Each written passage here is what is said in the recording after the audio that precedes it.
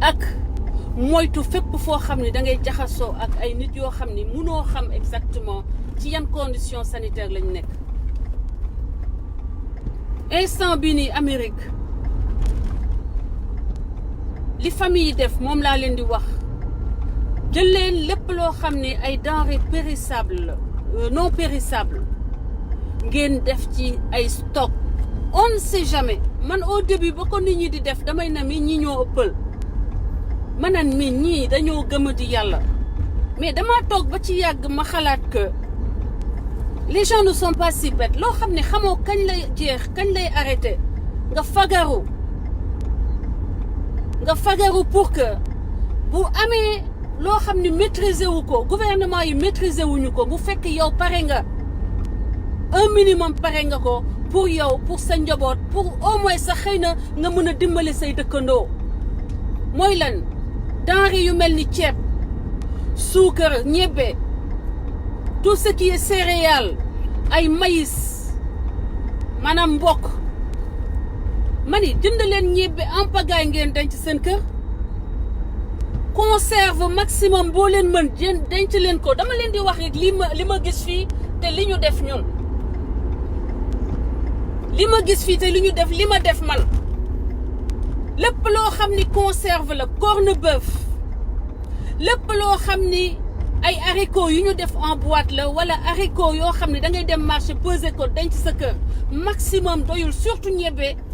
ay ñebbe ndut ak façon xeetu ñebbe boo leen mën a jënd lentille petit pois yu wow yu sec céréales lépp luy céréales def leen seeni stock ngeen denc du yàqu bu dara xewul tamit di ngeen ko mën a utiliser ëllëg pour seen njaboot mais bu leen toog ba ëllëg après ngeen ne ah man de su ma xamoon parce que man au début dama doon nit ñi dañoo ëppal ba ci yàgg ma nit ñi dofuñu dañuy fagaru au cas où comme xamuñu gouvernement yi ndax dinañu mën a juguler le problème xamuñu exactement de quoi il en retourne ils préfèrent prendre les devants pour gérer seen famille mettre leur famille à l'abri d'une probable faim ou famine boo xam ne dafa ci day topp ci lii wala dafay ànd ak problème coronavirus te yéen ngeen war a jóg yéen tam waa Sénégal parce que on n'est pas à l'abri nous ne sommes pas bàyyi leen ngeen di xalaat ni que ñun dañoo nekk benn peuple boo xam ne yàlla daf ñoo beral loo xam ne joxu ko ñeneen ñi na mu yegsee ba jot ci ay autorités françaises noonu la mën a yegsee ci Sénégal ba jot ci ay autorités ñaanuñu ko yàlla mais man li ma sama ñëw tey c'était juste pour partager ak yéen li nga xam ne maa ngi koy dund muy ku nekk dem nga luy eau de javel nga def ci say stock lépp looy xam ni matériel aussi pour premier soin nga def ci say stock lépp loo xam ne lekk boo xam ne la du yàq waxtu boo jógee mën nga jël say ñebe baxal ko def ci ak ay cube magique yooyu itam dafa jeex fii ay pâte maanaam pâte ay genre pâte yi ñuy defee pasta comme lekk italien yi pâte li ñuy wax ay macaroni façon yooyu mënatoo ko gis fii jeex na xeet boo gis boo xam ni macaroni la jënd nañ ko jeex na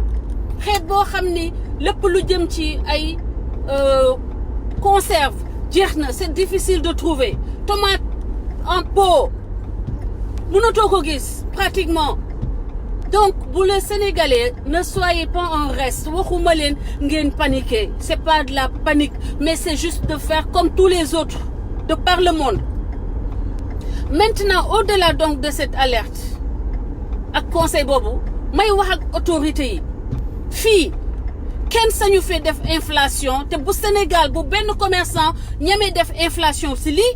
et c'est votre responsabilité nag ci gestion coronavirus mooy que ngeen taxaw ba sur le plan économique benn commerçant du ñëw nag léegi parce que soxla nañu ceeb wala dugub wala gerte wala ñebbe ñu jël ko def ko inflation ba nga xam ne nit ñi dañuy ruiné wu pour jënd ko amul fii liñ ko doon jaayee lañ koy jaayee ba tey waxtu boo ñibbi ñëwee ci boutique bi mu fekk boutique bi am ko la muy jaay nga koy jëndee ba tey kenn xalaatul sax yokk ci 5 francs wala 15 loolu nag c'est la responsabilité du président Macky Sall. Je vous interpelle les autorités sénégalaises loolu bokk na ci gestion crise bii nga xam ne mooy nar a ànd ak coronavirus sur le plan économique mooy que les ménages ne soient pas sanctionnés par les commerçants ñu dem di def inflation ba nga xam ne nit ñi duñu mën a jënd ceeb wala duñu mën a jënd dugub wala duñu mën a jënd ñambi wala lépp li nga xam ne soxla nañ ko pour tenir seeni stock à flot pour faire face à cette pandémie aujourd'hui loolu benn aspect wu problème boo xam ne la yaa leen ko war a jëkk anticiper autorités sénégalaises yi bu benn commerçant def inflation ci matière yi nga xam ni moom la ménage yi di soxla mu nekk les premières choses dont les ménages doivent aujourd'hui avoir besoin pour faire face à cette pandémie te dama ne dem leen jëndi lépp loo xam ni céréales la ay sungufu manioc loolu ay foñon ay feuilles ak lépp loo leen mën a garder loo xam ne dafa wow te day permettre seen famille ngeen mun ko nourrir ñu dund normalement pendant toute la durée de cette maladie loolu laay jox avertissement ménage sénégalais yi ngeen fagaru dem leen jëndi seen i céréales ak seen i ñebbe seen i lépp loo leen war a jënd li nga xam ne du yàqu soxlawul frigidaire seen i lépp loo xam ne ay corned-beef ak yooyu yëpp dem leen jëndi ko ngeen teg te Sénégal na autorité yi fexe ba benn commerçant du fi def créer fi benn inflation ne lii amatul ñu daal di jëw yokk prix yi ku ko def sanctionné leen ko du dëgg du yoon sénégalais yi sëñ Khalifa sama xarit mon frère dem leen jëndi def seen i réserve def seen i stock comme américains yi comme français yi comme ñëpp parce que lii kenn xamul ba ban heure lay jeex ne soyez pas en reste aar leen seen i njaboot tam jënd leen ay eau de javel matériel lépp loo xam ne day désinfecté lépp loo xam ne ay alcool yooyu yëpp mënatoo ko fi gis alcool même boo demee ay Amazon mënatoo ko gis yéen nag comme am ngeen chance affaire bi yeggagul benn niveau bi préparé wu leen ngeen préparé seen i mbokk seen i famille sanitiser maanaam yi ñuy def nii yu mel nii kenn mënatu koo am man heureusement xaaruma ba coronavirus pour di ko am man lii dama ko doon yor fu ma toll sa xoolal maa ngi sama oto tout le temps j'en ai plein fu ma gestoo rek mu wër ma ni am na ku ma nuyu wala am na ku ma lu ma laal ma bës ma def nii tu vois daal di laal sama loxo laal sama volant laal sama téléphone noonu lay def man noonu laa doon def avant coronavirus bi tax na ba léegi ñu jàng wax ko ñëpp bu ne soyez pas en reste yéen sénégalais yi ku ci am mbokk bu ko mën a yónnee xam nga vous vous mettez à l'abri ok beneen signe boo xam ne wax nañu ko ma dégg ko aussi mu utile si yéen bu fekkee ne da nga xaw a sentir tu te sens pas bien si tu parviens à retenir ta respiration pendant 10 à peu près 10 secondes te sentiroo que tu es mal à l'aise am nga benn genre stress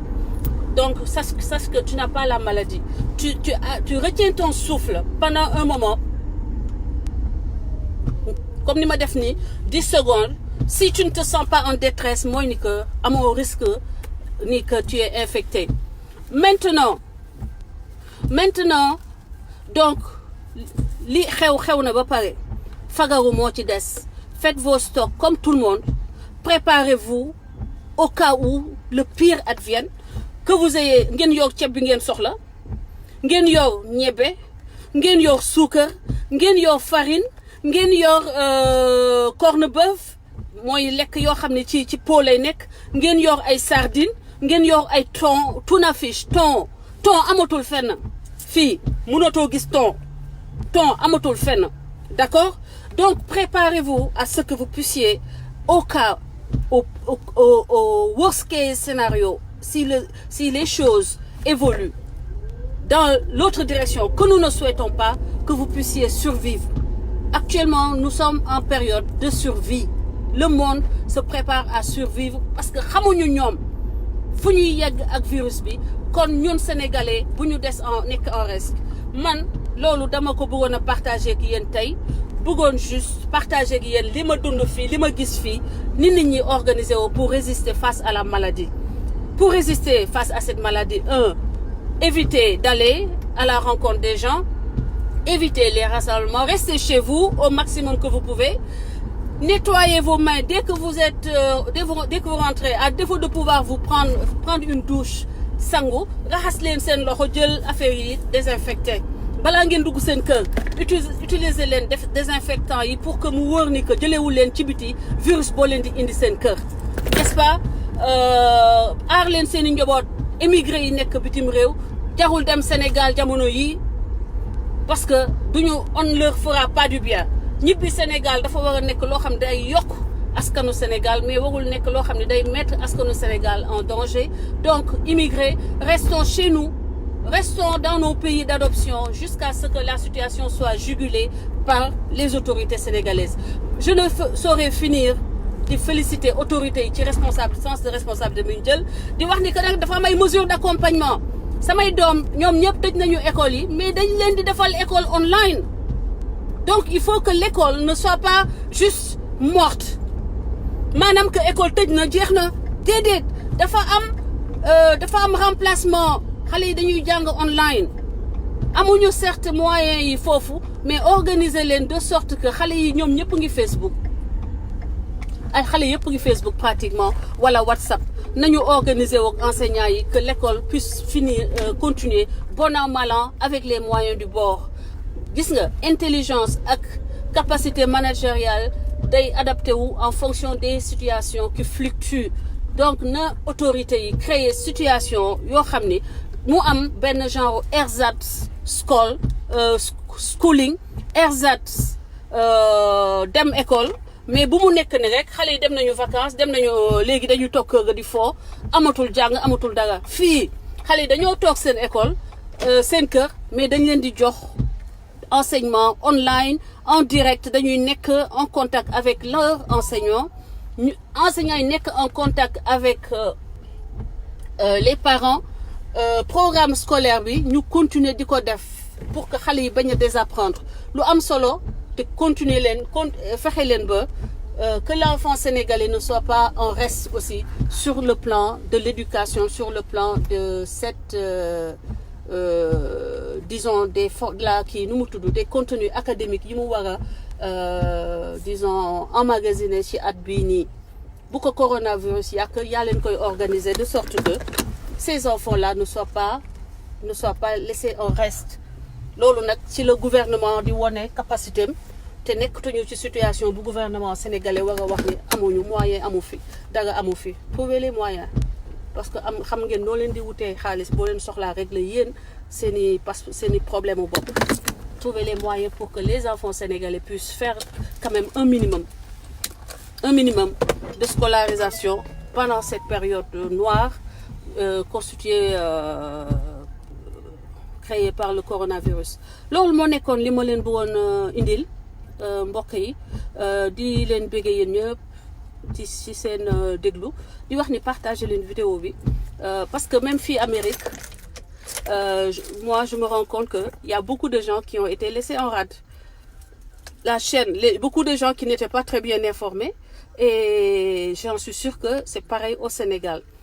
Informez les gens, informez vos parents, donnez des réserves, faites vos réserves, préparez-vous au pire. Maintenant, s'il advient le meilleur, tant mieux. Def leen seen réserve que lu munti xew yéen ak seen njaboot pour quelque temps ngeen mën a survivre loolu moo nekkoon sama conseil tey ak seen matériel jël leen seen matériel sanitaire préparer leen yor leen ay loo leen di kiyee désinfecter seen loxo foo leen toll yor leen loo leen di désinfecter air bi nekk seen biir kër foo leen toll. Voilà, c'est désinfecté. Il y a des sprays yoo xam ne mënatuñu ko fi gis mais gëwma ni mu nekk en rupture Sénégal. Des sprays tels que Lysol, tu vois, Clorox ak yooyu xam ni air bi ngeen di respirer ci biir kër gi lay désinfecté. Au-delà de cela lan laa gis les petites lingettes yi nga xam ni ngeen mën a di nettoyer seen loxo chaque fois que vous avez eu à être en contact avec quelqu'un wala quelque objet boo xam ni xamul leen ndax souillé na ou pas. C'était tout. Je retourne à mon business. Merci à tous. Excellente journée. Bon dimanche. te yal na yàlla sàmm Sénégal. Je suis de tout cœur avec vous, de tout cœur avec les malades, de tout cœur avec la famille de l'immigré immigré boobu ñibbi te daal di gis ni que am na contaminé woon nañ ko maa ngi koy xalaat bu baax ci xalaat njabootam di leen ne ñu ngi de tout cœur avec vous. Merci à tous, partagez la vidéo et à très bientôt.